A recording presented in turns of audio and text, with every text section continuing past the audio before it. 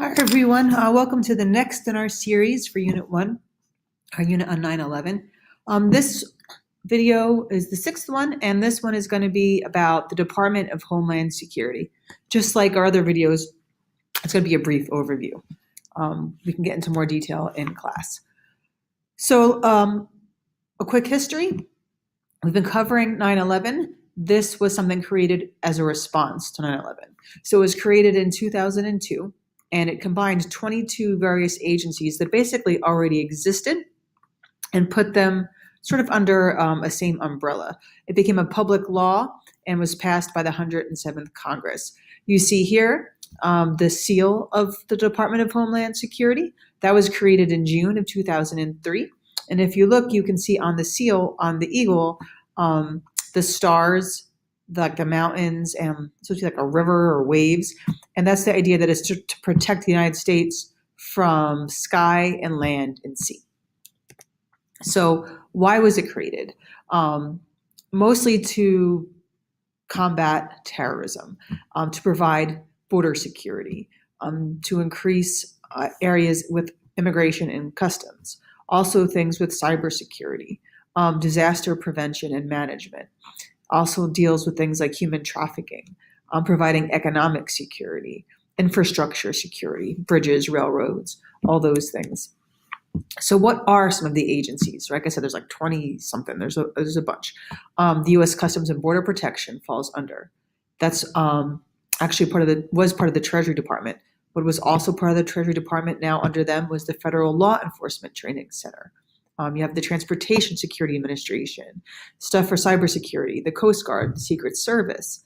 You can go online, whether it's Wikipedia, but also the Homeland Security webpage has a list, and you can like click on all the various areas. It does not include things like the CIA and the FBI, nor the Department of Defense, or the Department of Health and Human Services, which all do have a role to play to keep the country secure against terrorism and all other things that are a threat. Remember, we said part of the criticisms after the 98 bombings and after 9/11 was, hey, the CIA have information, the FBI have information. There wasn't so much crossing of that information. So some people were like, well, why aren't they part of it? Well, they're still big separate entities. But the idea is that within these agencies, information would spread easier. That's not the only reason, but that was one of the goals. So because of that, it has the third largest cabinet department, a huge number of employees, huge budgets. Right now, their offices are on this 38-acre stretch of land around DC, 32 buildings. There's been a plan to move, to sort of consolidate that. That was held up for a little while because where they wanted to move to, people were upset that historical buildings would be destroyed. So you know how historical preservationists, all of us who love history, that made a concern. But it is going ahead, and it should open up that new site in 2021. Now, just so you know, what has changed over the years. It looks like the picture rolls over that a little bit. But with a reorganization, when I say abolish, it didn't really abolish the border and transportation system, the emergency preparedness and response, all these things. They just sort of were moved back out, so they weren't all under Homeland Security. Some things they said didn't need to be under this department. One of the most famous things that's known for the Homeland Security was right away, they created this advisory system. And you see that on the left, the 5 levels. And it sort of became a joke, to be honest. So like, we're at orange, we're at yellow. Did people really take it seriously if they found out, well, what color risk are we today? People who like color coding things, maybe you would have liked this system. But eventually it was replaced. And that was replaced in 2011, so when you were alive. And it was replaced with a 2-tier system. So one part of it was that you could get alerts. You may remember this famous alert that was sent to people in Hawaii, and people started panicking, right? People didn't really have smartphones back in 2002, but now that people do, they thought that was a more efficient system.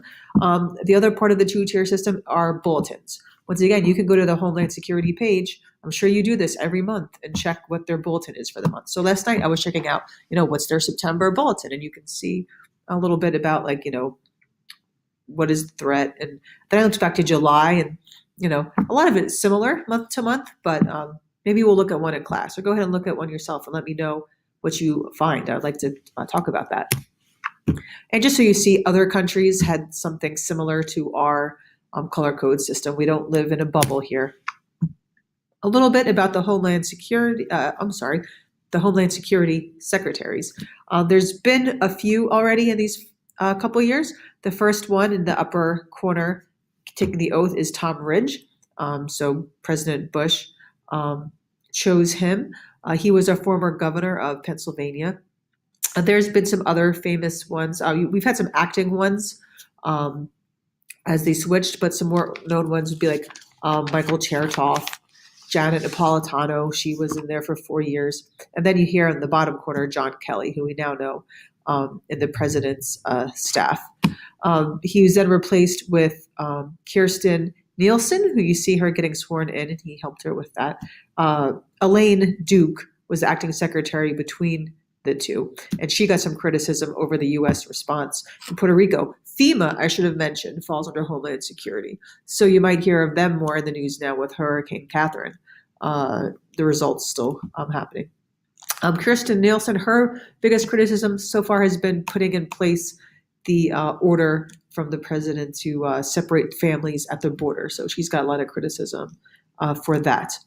We could talk about that in class if you want as well. So, like I said, this is a brief overview, but I want you to see that as we talk about how do we respond to terrorism, that this is a way. How has the world changed after 9/11, right? You don't know a world without the Homeland Security Department, but it wasn't always there. Are we more secure with agencies like this? What are the costs, whether it's the financial costs or other types of costs? Also, how has tech changed society? We haven't gotten to that much, but we're going to talk about that a lot this year. And if you have any questions, jot them down. We will go over it in class. And don't forget to try to reflect on your standards as you do this as well. You should see that on your Google form. All right. So have a nice, secure day.